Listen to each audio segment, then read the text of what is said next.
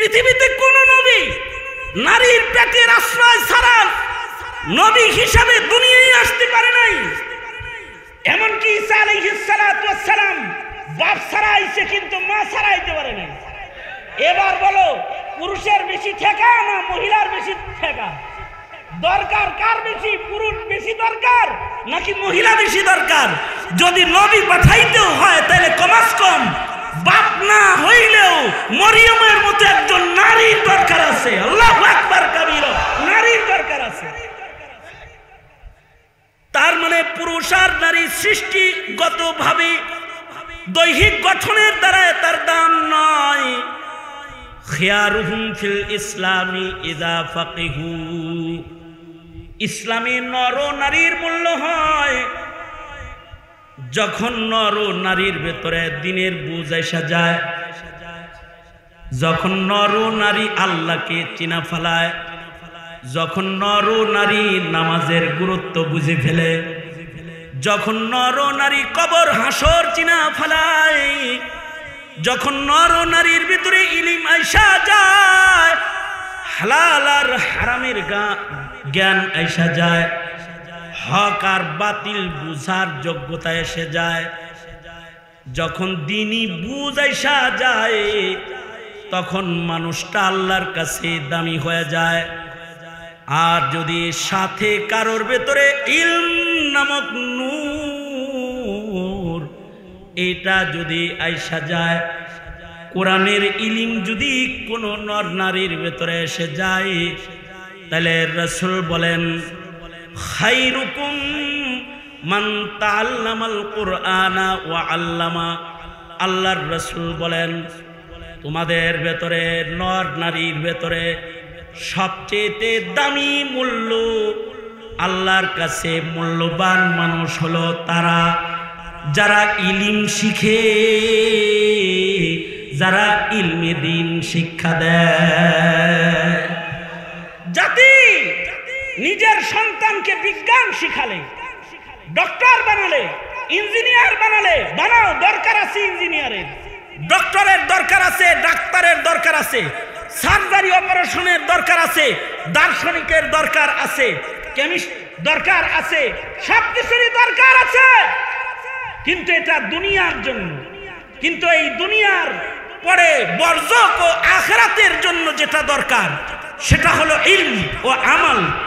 এইটা যদি কেউ তার সন্তানকে না শিখায় থাকো, তাহলে তোমার মতো অপদার্থ পিতা এই জমিনের মধ্যে আর হয় না, যে তার সন্তানকে, যে তার ঘরে ঔরসে জন্মগ্রহণ করা নর ও নারীকে যে ইলমি দ্বীন শিক্ষা দেয় নাই, তার চাইতে অযোগ্য, তার চাইতে অধর্ম, তার চাইতে নিকৃষ্ট আর কেউ হতে পারে না, আর কেউ হতে পারে না।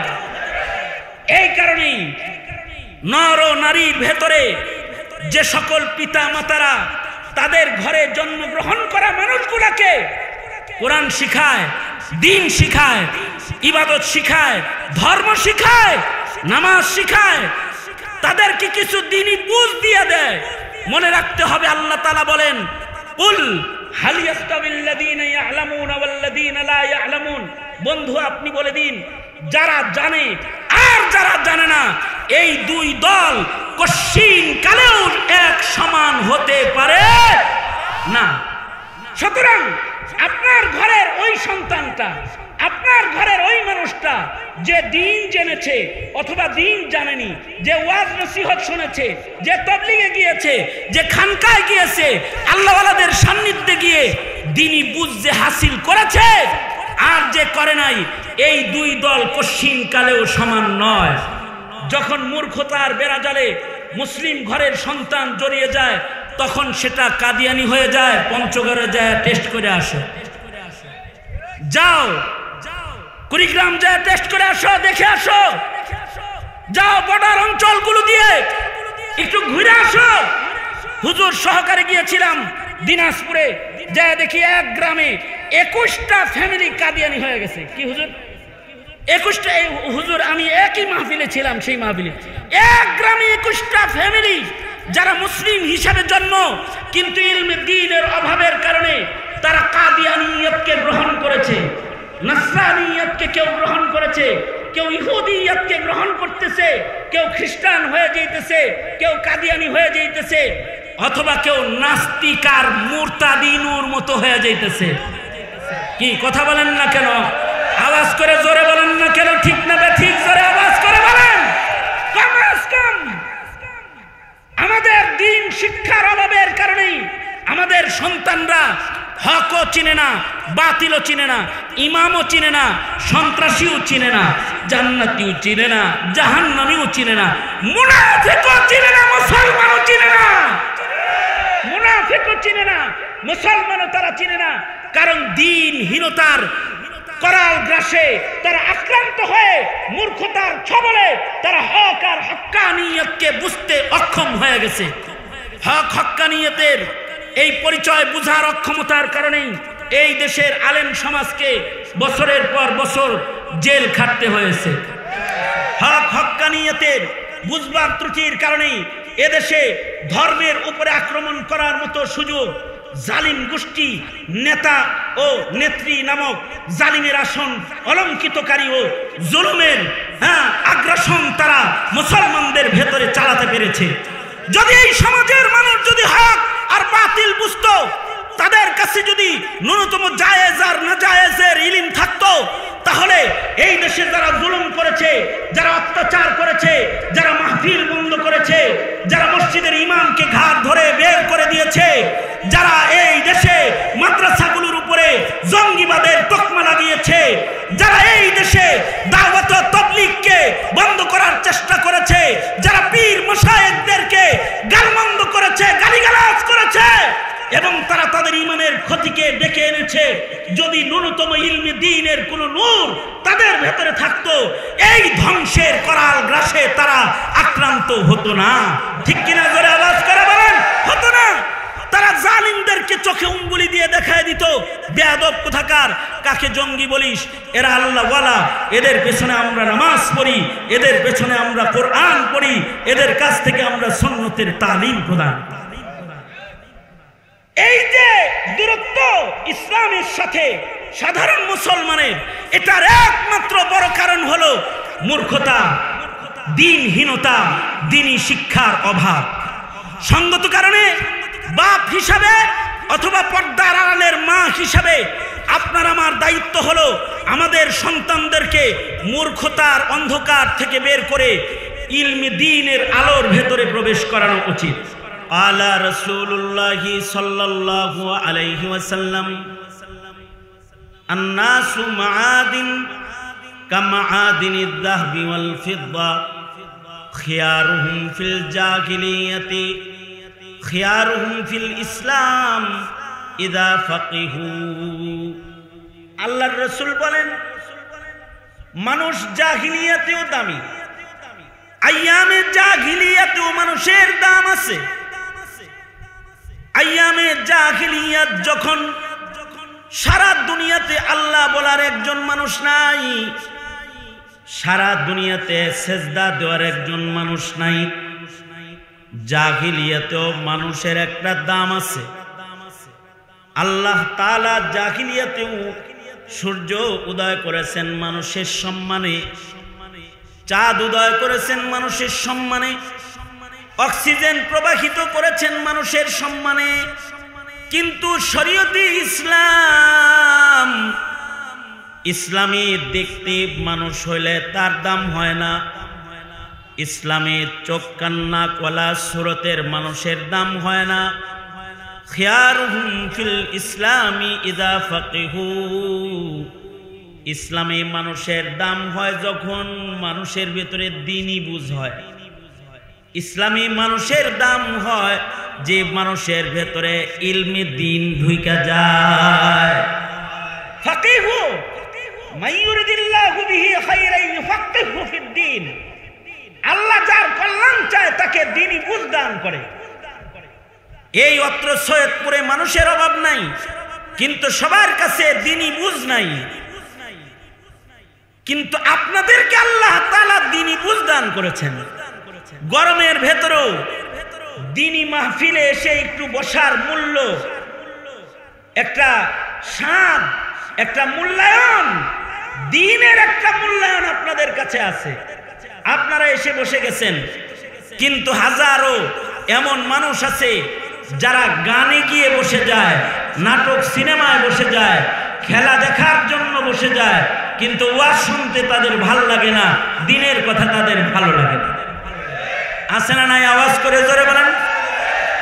কিন্তু এই মানুষগুলা যাদের ওইগুলো ভাল লাগে, এইগুলো ভাল লাগে না, তাদের দ্বীনি বুঝ নাই। যাদের দ্বীনি বুঝ নাই তাদের দাম আল্লাহর কাছে নাই। আল্লাহর কাছে দ্বীনি বুঝওয়ালা মানুষগুলার দাম, আল্লাহর কাছে দ্বীনি ইলমওয়ালা মানুষগুলার দাম। দিনদারদের সমাজের ভেতরে আবার কিছু মানুষ আছে যাদের আল্লাহ দ্বীনি বুঝ এত দান করেছেন যে অপরকে দ্বীন বুঝাইবার মতো ইলম তাকে দান করেছেন। যাকে আল্লাহ তাআলা ইলমের নিয়ামত দান করেছেন, সে নর হোক নারী হোক, তার দাম শরীয়তে ইসলামে আছে। এই কারণে মানুষের ভেতরে সবচেয়ে দামি মানুষ হলো নবীগণ। নবীদের কাছে যে দৌলত আল্লাহ তাআলা দান করেছেন সেটার নাম হলো ইলমে দ্বীন। অর্থাৎ আল্লাহ পাকের পক্ষ থেকে আসমানে ইলম জ্ঞান আল্লাহ তাআলা ওহীর মাধ্যমে নবীদের কাছে পাঠিয়েছেন। নবীদেরকে আল্লাহ তাআলা ইলম দান করেছেন। নবীদের ভেতরে সবচেয়ে বেশি ইলম হলো আমাদের নবীর। যত নবী আসছে দুনিয়াতে, সকল নবীর ইলম যদি একত্রিত করা হয়, তাদের ইলম আমাদের নবীর উপরে উঠানো সম্ভব হবে না। আল্লাহু আকবার বলেন। অর্থাৎ আমাদের নবীর ইলম সকল নবীর ইলমের চাইতে বেশি। আল্লাহর রাসূল বলেন, উতিতু ইলমাল আউয়ালিন ওয়াল আখিরিন। নবীজি বলেন, আমাকে আউয়ালিন আখিরিনের সব ইলম আল্লাহ তাআলা দান করেছে। অর্থাৎ নবীজির ইলম বেশি, এ কারণে নবীজির সম্মানও বেশি। যার কাছে ইলম হবে তার সম্মান বেড়ে যাবে। নারী হইলেও যে নারীর ভেতরে ইলম এসে যায়, ওই নারীর মূল্য হাজারো নর পুরুষ জাহেল মূর্খের চাইতে অনেক বেশি দামি হয়ে যায় ইলমের কারণে। যেমন উম্মুল মুমিনিন আয়েশা সিদ্দিকা রাদিয়াল্লাহু আনহা, ইসলামের ইতিহাসে প্রথম হাফেজা, কোরআনের হাফেজ সাহেব। যেমন আল্লাহওয়ালা মহিয়সী নারীরা, তাদের ঈমান বেশি, ইলম বেশি। রাবিয়াতুল বসরি সারা দুনিয়া চিনে। একটা নারী, তাকে যে সারা দুনিয়া চিনে, তার ঈমানের কারণে চিনে, তার ইলমের কারণে চিনে, এবং কিয়ামত পর্যন্ত চিনবে, তার ইলমের কারণেই চিনবে। যে আয়েশা সিদ্দিকার কাছ থেকে বর্ণিত হাদিস, এটা তার হাদিস শুনবে আর তার কথা স্মরণ করবে, রাবেয়ার আমলের আলোচনা করবে, ঈমানের আলোচনা করবে, আর রাবেয়ার আলোচনা করবে। এমনি মানুষ তো দামি। মানুষের ভেতরে আল্লাহ তাআলা পুরুষকে আলাদা একটা নায়কত্ব দান করেছেন। আর রিজালু কাওয়ামুনা আলান নিসা, মানুষের ভেতরে নারীরা পুরুষের অধীনে চলবে, এটা ফয়সালা কার? আল্লাহর। কিন্তু নারী দামি না পুরুষ দামি, এইটা বলা মুশকিল। নারী দামি না পুরুষ দামি, এইটা সৃষ্টি হিসাবে না, এটা তার ঈমান হিসাবে দামি হবে, তার ইলম হিসাবে দামি হবে, তার আখলাক হিসাবে দামি হবে। কোন নারীর আখলাক যদি ভালো হয়, বদ আখলাক কোটি পুরুষের চাইতে তার দাম বেড়ে যায়, অনেক পুরুষের চাইতে তার দাম বেড়ে যায়। রাবিয়াতুল বসরির কাছে এক যুবক গেছে, হযরত রাবিয়ার কাছে। হযরত রাবিয়া উনি পর্দার ভেতরে আছেন, যুবক পর্দার বাইরে থেকে রাবিয়া বসরির কাছ থেকে ইলম শিখতেছে। হযরত উম্মুল মুমিনিন আয়েশা সিদ্দিকার কাছেও ইলম শিখার জন্য ওনার দরজায় পর্দার আড়ালে হাজারো যুবকেরাও ভিড় জমাইতো, ওনার কাছ থেকে হাদিস শিখত। নারীরা নরেরা ইলম হাসিল করত হযরত আয়েশা সিদ্দিকার কাছে। এ কারণে যেহেতু হযরত আয়েশার কাছে ইলম শিখতে মানুষ যাইতো বেশি, এ কারণে হযরত আয়েশার টাকা পয়সার জরুরতও বেশি ছিল। এটা সাহাবায়ে কেরাম বুঝতেন। এই কারণে হযরত আয়েশাকে বড় বড় হাদিয়া দিতেন, যেটা উম্মাহাতুল মুমিনিনদের আর কাউরে সাহাবীরা দিত না। যেমন হযরত আয়েশা সিদ্দিকাকে আব্দুল্লাহ ইবনে আব্বাস একদিন 1,80,000 দিরহাম একসাথে হাদিয়া দিয়েছে। 1,18,000 দিরহাম, এটার মানে কি? কোটি কোটি টাকা। বর্তমান যুগের কোটি কোটি টাকা বস্তা ভইরা একসাথে হাদিয়া দিয়েছে, 1,80,000 দিরহাম। কিন্তু আশ্চর্য, হযরত আয়েশা সিদ্দিকা 1,80,000 দিরহাম লয়া সকালবেলায় হাদিয়া পাইছেন, আর উনি দরজায় বসে বসছেন। দরজায় বৈশা যেই ওনার দরজায় আসে বাটি ভইরা ভইরা তারে দিরহাম দিয়ে দেয়, তারে সাহেবে নিসাব মালের মালিক বানায় দেয়। এইভাবে দিতে দিতে সন্ধ্যার আগে উনি 1,80,000 দিরহাম পুরাটা সাদকা করে দিচ্ছেন। এবার যখন হযরত আয়েশা সিদ্দিকা মাগরিবের আযান হয়ে গেলে এবার উনি ইফতার করবেন, খাদেমা ওনার কাছে শুকনা রুটি ইফতার নিয়ে হাজির হয়েছে। হযরত আয়েশা সিদ্দিকা বলে, সারাদিন রোজা ছিলাম, এই শুকনো রুটি ছাড়া অন্য আর কিছু কি তোমার খাবারের জন্য আমাদের ঘরে নাই? খাদেমা হযরত আয়েশাকে ধাক্কা দিয়ে বলে, ধাক্কা মানে কথার ধাক্কা দিয়ে বলে, 1,80,000 দিরহাম সকাল বেলায় হাদিয়া পাইলেন, দিন ভৈরা দরজায় বসে বসে সব মানুষই বিতরণ করলেন, নিজের ঘরে শুকনা রুটি ছাড়া অন্য আর কিছু নাই। এটা কি মনে ছিল না? এটা মনে করে কিছু দিরহাম রেখে দিলেই পারতেন। হযরত আয়েশা বলে, ও কথা বলে আমায় কষ্ট দিবা না। বস্তা ভর্তি দিরহাম লইয়া যখন আমি দরজায় বসেছিলাম, আল্লাহর রাসূল নারীদের সাদকা করতে বলেছে, কারণ নারীদের জিহাদে যাওয়ার অনুমতি নাই। আল্লাহর রাসূল বলেছে নারীদেরকে দোজখে বেশি দেখেছেন, এ কারণে নারীদেরকে আল্লাহর রাসূল সাদকা করতে বলেছেন। জাহান্নামের ভয়ে আল্লাহর মুহাব্বতে যখন আমি সাদকা করতেছিলাম, আমার ঘরে কি আছে নাই এটা আমি আল্লাহর প্রেমে ভুলে গেছিলাম, এটা আমার মনেই ছিল না।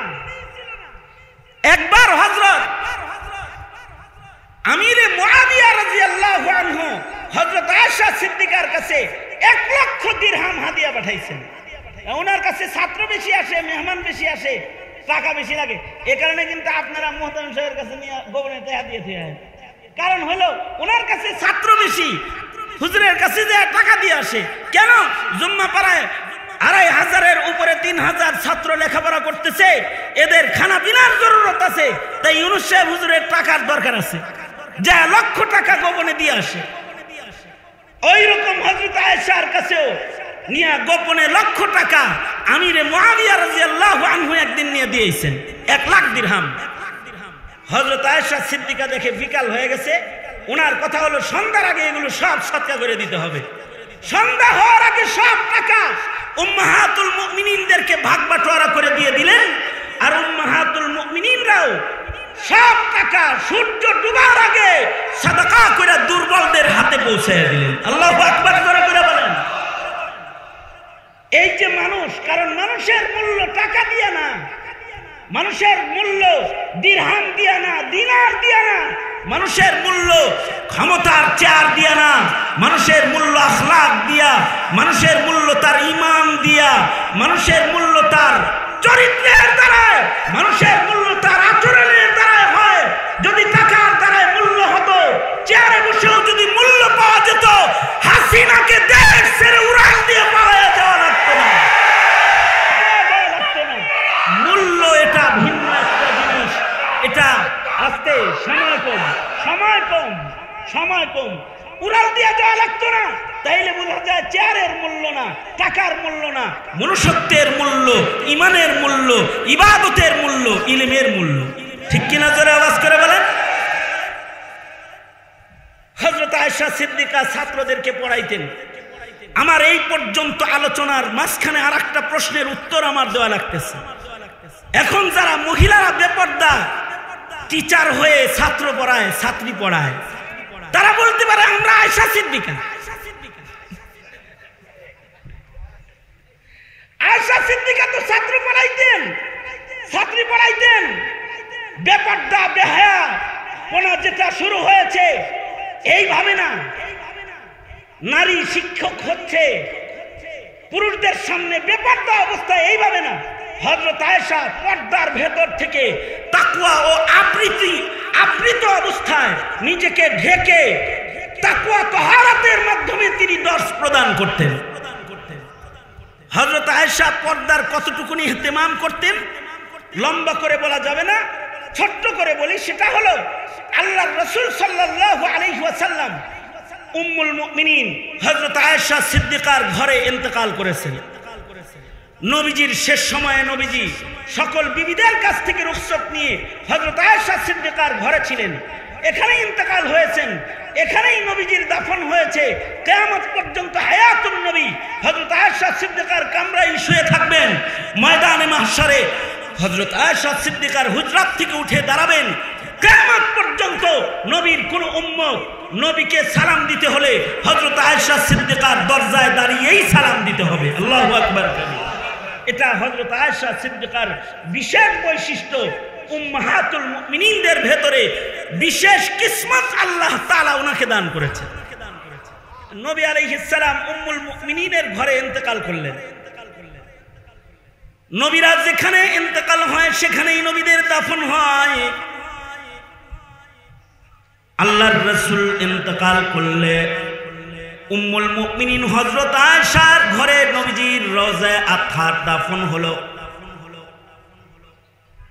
হযরত আয়েশা তখনও ঘরেই থাকতেন। ঘরের ভেতরে নবীজির কবর আছে, রওজায়ে আতহার আছে। পাশে হযরত আয়েশা সিদ্দিকা মাটিতে শুয়ে থাকতেন। সরওয়ারে দু আলম নবীর কবরের দিকে মাথা আগায়া হায়াতুন নবী নবীজির সাথে কথা বলতেন, সালাম দিতেন, দরুদ পড়তেন। হযরত আবু বকর খলিফাতুল মুসলিমিন হয়েছেন। হযরত সিদ্দিক আকবর, হযরত আবু বকর খলিফাতুর রাসূল ইন্তেকালের পরে আল্লাহর রাসূলের কদমের পাশে তিনিও কবরে জায়গা পেয়ে গেলেন। তখনও উম্মুল মুমিনিন হযরত আয়েশা সিদ্দিকা একদিকে ডান দিকে নবীজির কবর, নিজের স্বামীর কবর, বাবার কবর আর এক পাশে ঘরের আর এক কোনায় হযরত আয়েশা সিদ্দিকা শুয়ে থাকতেন। হযরত ওমর খলিফাতুল মুসলিমিন হলেন। মৃত্যুর পূর্ব মুহূর্তে হযরত ওমর উম্মুল মুমিনিনের কাছে আবেদন জানালেন, যদি অনুমতি হয় তাহলে নবীর কদমের কাছে আমি একটু শুইতে চাই। অর্থাৎ আমার মৃত্যুর পরে যদি আয়েশা সিদ্দিকা আম্মা জান আপনি যদি আপনার কামরায় আমাকে একটু জায়গা দেন তাহলে আমি বরজখের জগতে নবীর কদমের কাছে থাকতে চাই। হযরত আয়েশা সিদ্দিকা হযরত উমরের মৃত্যুর পূর্বের আবেদন কবুল করলেন।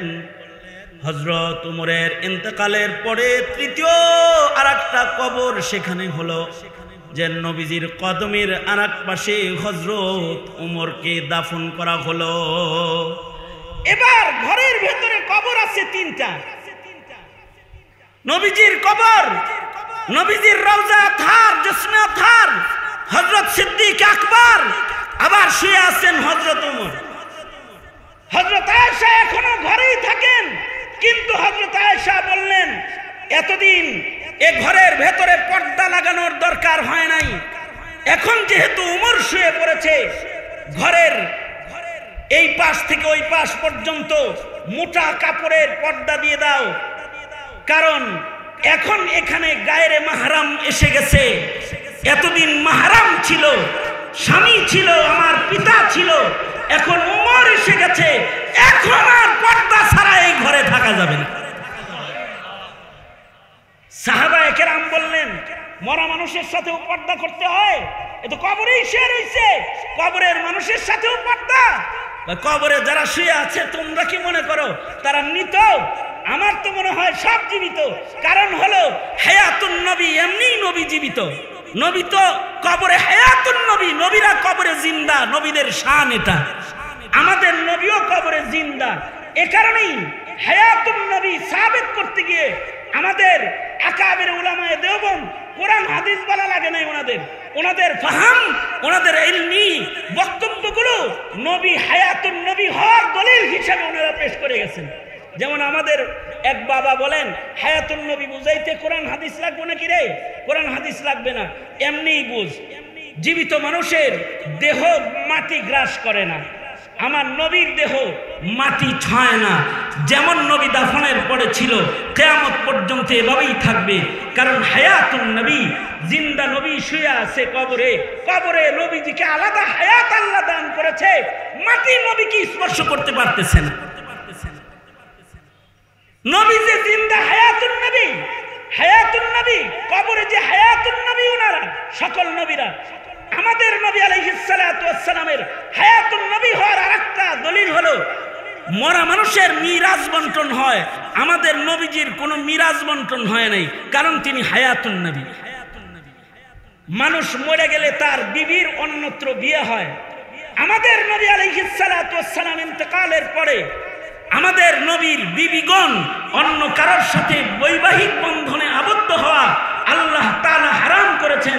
কারণ নবী তো হায়াতুন নবী, কবরেও নবীরা জীবিত অবস্থায় আছেন। আল্লাহু আকবার কাবীরা।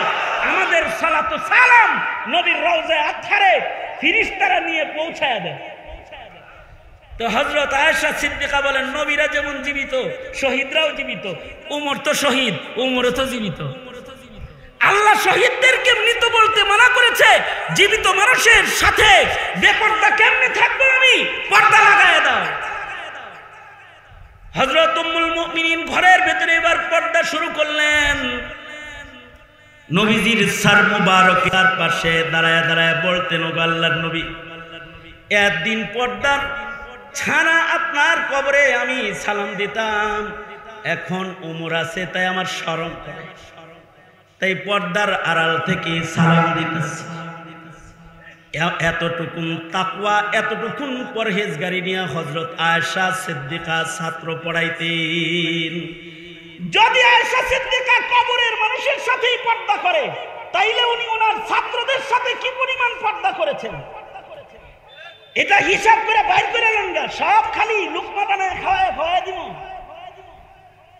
মৃত মানুষের সাথে যার পর্দার আচরণ এমন, তাহলে জীবিত ছাত্রদের সাথে তিনি কেমন পর্দা করতেন?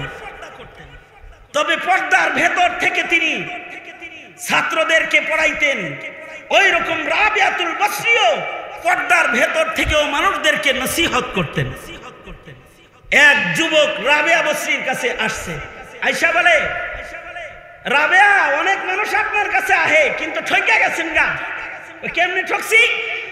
বেডি হয়ে জন্ম নিছেন, মহিলা হয়ে জন্মাইছেন, পুরুষ তো আর হন নাই। পুরুষ হইলে একটা সম্মান হইত। আর রিজালু কাওয়ামুনা আলান নিসা, পুরুষ হইলে আপনার সম্মান হইতো, নারী হইছেন, ঠকে গেছেন গা। তো রাবিয়া বসরি বলে, পুরুষ হইলে জিতা যায়, নারী হইলে ঠকে যায়, দলিল কি তোমার কাছে?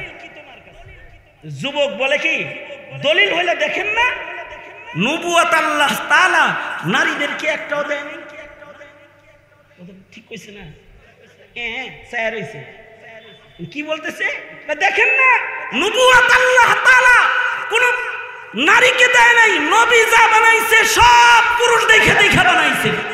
বোঝা যায় পুরুষের দাম বেশি। যেমন মনে করেন এই ইমাম মুয়াজ্জিন পরিষদ, এইখানে কোনো মহিলার চাকরি নেওয়ার কোনো সম্ভাবনা নাই। এটা দামি চাকরি, ইমামতি আর মুয়াজ্জিনি, এগুলো দামি চাকরি। হযরত ওমর বলতেন, খলিফাতুল মুসলিমিন না বানায় আমাকে যদি মুয়াজ্জিন বানাতে তাহলে আমি জিতে যেতাম।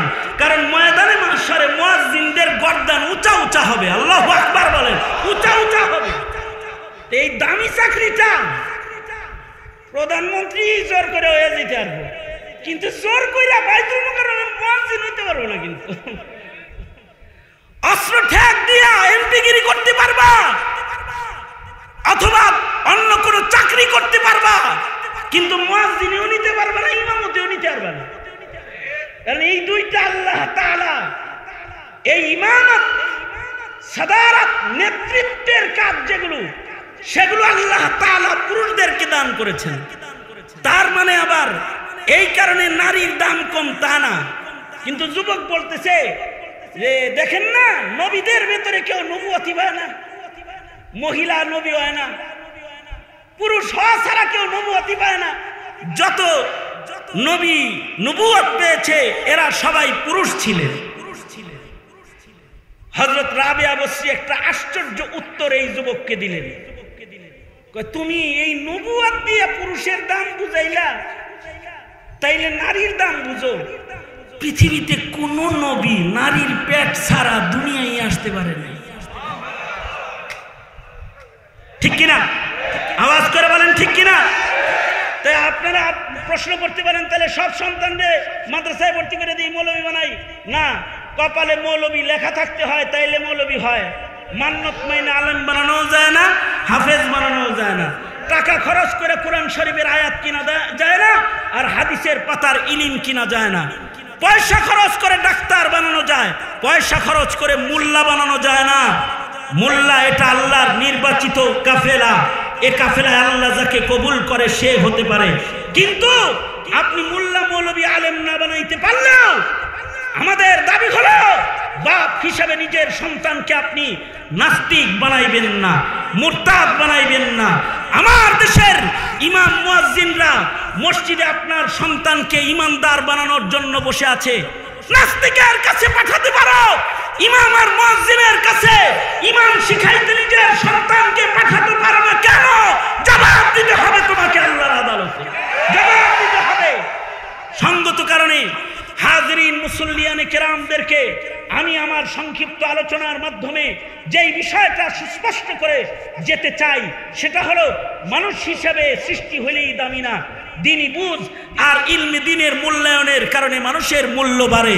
সুতরাং আমরা আমাদের সন্তানকে মক্তব জিন্দা করে ঈমান ঠিক করা, ইসলাম ঠিক করা, তাদের দ্বীন ঠিক করার জিম্মাদারি গ্রহণ করতে পারবো তো ইনশাআল্লাহ? কারা কারা পারবেন হাত তুলে আল্লাহর কাছে ওয়াদা করেন, বলুন ইয়া আল্লাহ। হয় নাই? চিৎকার করে বলুন ইয়া আল্লাহ। ওয়াদা করিতেছি আমরা আমাদের সন্তানকে ইমাম মুয়াজ্জিনদের কাছে দ্বীন শিখতে পাঠাবো, ওদের হৃদয়ে আগে দ্বীনের আলো ঢুকাবো, দ্বীন শিখাবো, দ্বীন বুঝাবো। চিল্লায় জোরে আওয়াজ করে বলেন ইনশাআল্লাহ। আয় সৈয়দপুরের আকাশ বাতাস মুখরিত করে জোরে আওয়াজ করে বলুন ইনশাআল্লাহ। আরো জোরে বলেন ইনশাআল্লাহ। আর যদি সন্তানরা দ্বীন শিখে ফেলে, এই সন্তানরা হবে দ্বীনের পাহারাদার। চতুর্দিকে ভারত থাকতে পারে, কিন্তু এই মুশরিকদের স্বপ্ন বাস্তবায়ন হবে না। দ্বীনের সৈনিকেরা জীবনের বিনিময়ে হলেও দ্বীনকে তারা রক্ষা করবে, স্বাধীনতাকে তারা রক্ষা করবে। ঠিক কিনা? জোরে আওয়াজ করে বলেন। তোমরা যারা দ্বীনের বুঝ লালন করো, তোমরা কি পারবে তো জীবনের বিনিময়ে হলেও ঈমান রক্ষা করার এই জিম্মাদারি লালন করতে? পারবা তো ইনশাআল্লাহ? কারা কারা পারবা? আল্লাহরে আবার ওয়াদা করে হাত দেখাও। আল্লাহ সকলকে কবুল মঞ্জুর করুক। ইমাম মুয়াজ্জিনদের এই আয়োজনকে আল্লাহ তাআলা কবুল করুক। আজকের মজমাকে আল্লাহ তাআলা কবুল করুক। আমাদেরকে আল্লাহ তাআলা দ্বীনি বুঝার তৌফিক দান করুন, আমিন। এতটুকুন বলেই আমি আমার সংক্ষিপ্ত বক্তব্য এখানেই শেষ করব। হায়াত বাকি তো মুলাকাত বাকি, মুলাকাত বাকি তো নসিহাত বাকি। আমি অনুরোধ জানাবো আমাদের মুরব্বী জামিয়া আরাবিয়া মাদ্রাসার এক মুরব্বী এখানে আছেন, আবার জুম্মাপাড়া জামিয়ার আর এক মুরব্বী আছেন, ওনারা এখনই দোয়া করে দিবেন। দোয়ার মাধ্যমে মজলিসিতে হবে। আল্লাহ তাআলা আমাদের সবাইকে কবুল করুন। ওয়া আখিরু দাওয়ানা আলহামদুলিল্লাহি রাব্বিল আলামিন। আসসালামু আলাইকুম ওয়া রাহমাতুল্লাহি ওয়া বারাকাতুহু। সবাই বসেন।